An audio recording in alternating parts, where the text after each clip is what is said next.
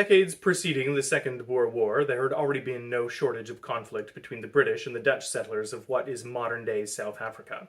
It was a time of colonialism, and the European powers were busy claiming African territory for themselves so that they could impose their ideology and claim the resources of the continent. British forces had collided with the Dutch settlers and were vying for control of the Cape Colony, and eventually they won. The British eventually outlawed slavery, and the Dutch settlers, who felt this was still a necessary part of their livelihood, left to form new settlements in the newly defined territories of the Transvaal region and the Orange Free State, later collectively known as the Boer Republics. In the late 1800s, gold was discovered in the Dutch-controlled Transvaal region, and a gold rush commenced. Foreigners flooded the region in hopes of making their fortunes, and many of the mine workers were British nationals. To the west of the Transvaal region lie a border of the British-controlled Cape Colony, which was run by then Prime Minister Cecil Rhodes. Rhodes despised the Boers and felt as though they had no real claim to the territory. He felt as though the British were the rightful heirs to the Transvaal region and its gold resources, and so he gathered a group of around 500 mercenaries in 1895, led by Leander Starr Jameson, to raid the Transvaal region and take control of the mineral-rich area, including Johannesburg. This raid, which later became known as the Jameson Raid, proved to be a gross miscalculation, with the Boer forces easily defeating the British. This incursion shook the Boers of the Transvaal region, and they moved to sign a defense agreement with the Orange Free State to the east, knowing that a greater conflict was all but inevitable. The British, also foreseeing a greater conflict, began to reinforce their borders against the Transvaal region with more troops. This further incensed the Boers, and so on October 9th, 1899, they sent the British an ultimatum: stand down your troops, or there will be a state of war between our peoples. The British failed to respond, and so on October 11th, 1899, the Second Boer War had begun.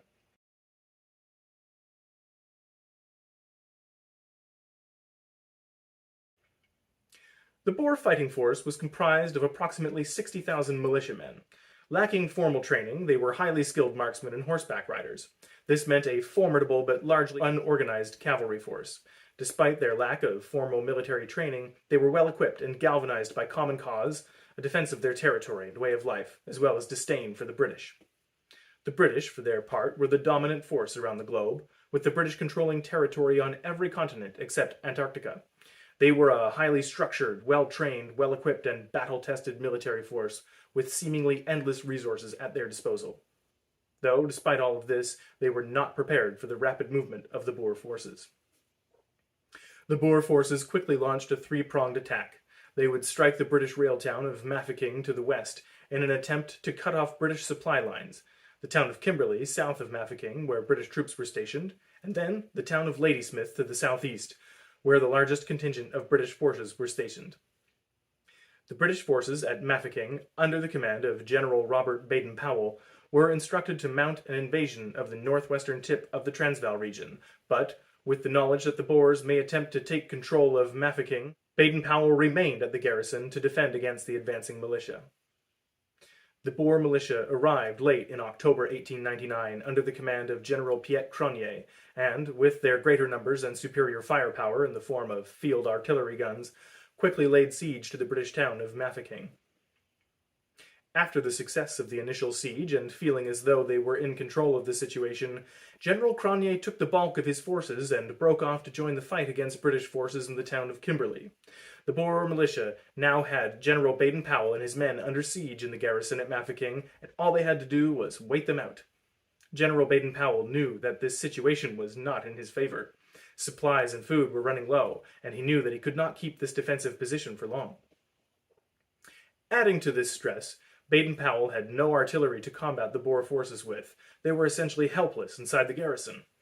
Baden-Powell instructed engineers under his command to construct a rudimentary artillery gun known as the Wolf. However, with no available shells to fire at the enemy, they waited for unexploded ordnance to fall into the garrison, at which point they repaired it and fired it back at the Boer forces. Baden-Powell resolved to not allow the Boers to take the garrison and organized raid after raid to keep the Boers moving and unable to mount a decisive offense. The Boers, seeing that they were unable to gain the ground they had hoped to by waiting out the determined British forces, planned to end the siege and take control of the town. In May of 1900, they launched their attack into the garrison, but it did not go as planned. There was confusion amongst the Boer ranks, and the attack was poorly coordinated.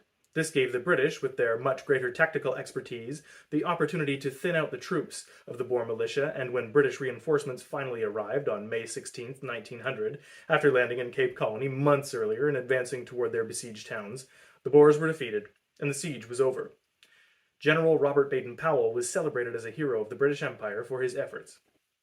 Meanwhile, similar sieges were occurring in the towns of Kimberley and Ladysmith, but as with Mafeking, when British reinforcements finally arrived, the towns were eventually liberated.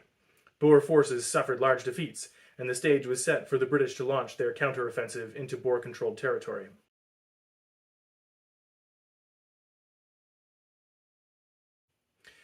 By March of 1900, the British were beginning their invasion of the Transvaal region and Orange Free State. The disorganized militia of the Boer republics were no match for the British in conventional warfare. The British, faced with domestic upset at what was transpiring in the region, had recommitted itself to ensuring victory against the Boers. They brought in troops from all across the empire, from nations including Canada, New Zealand, and India, and made huge inroads into Boer territory, soon occupying the cities of Bloemfontein, Pretoria, and, by August 1900, Burgando to the east.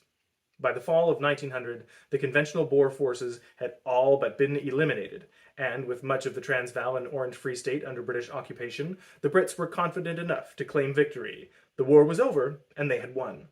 Or had they?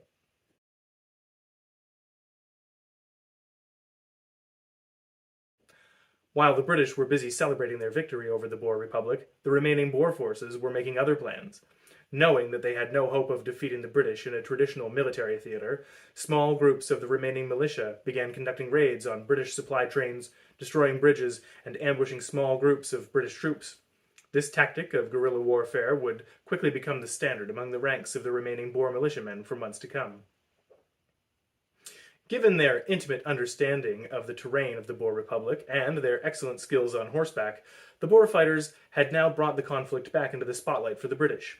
Shocked by the resilience of the Boer militia and frustrated by the tactics of asymmetrical warfare, the British were faced with a type of enemy that they had never encountered before, one that could not be defeated by traditional means that had served them so well in the past. Faced with mounting embarrassment and disruption, the British adopted a policy of scorched earth, literally burning the Boer countryside and farms to the ground by the thousands.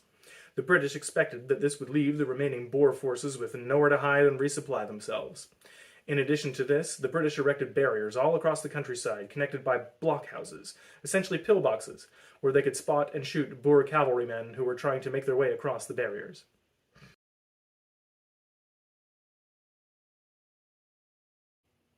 The British plan to smoke out the Boer forces was working, but at a great human cost. The destruction of thousands of farms and homesteads had displaced tens of thousands of Boer citizens, primarily women and children.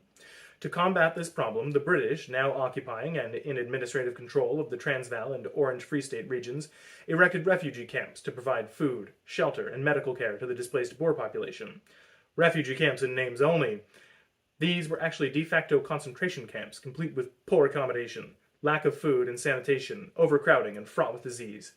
The Boer people had gone from suffering at the hands of the British Empire to suffering while under their guardianship. The British military officially declared the concentration camps a civilian matter and under civilian control. Without the resources of the military, the conditions in the concentration camps became worse. When an independent observer from Britain, anti-war activist Emily Hobhouse, visited the camps, she reported on the humanitarian crisis, and when accounts of what was taking place found their way back to Britain, she was heavily criticized by the government and the media. However, Britain sent a special commissioner, Millicent Fawcett, to investigate further, and she was able to corroborate the testimony of Hobhouse. Eventually, there were improvements to the condition of the camps and the living conditions of its people. While the conditions of the Dutch Boers was improving slightly, the plight of the native Africans who were forced to live in segregated concentration camps was completely overlooked, and they endured unimaginable suffering. By the end of the war, thousands of civilians had died as a result of living in these horrific camps.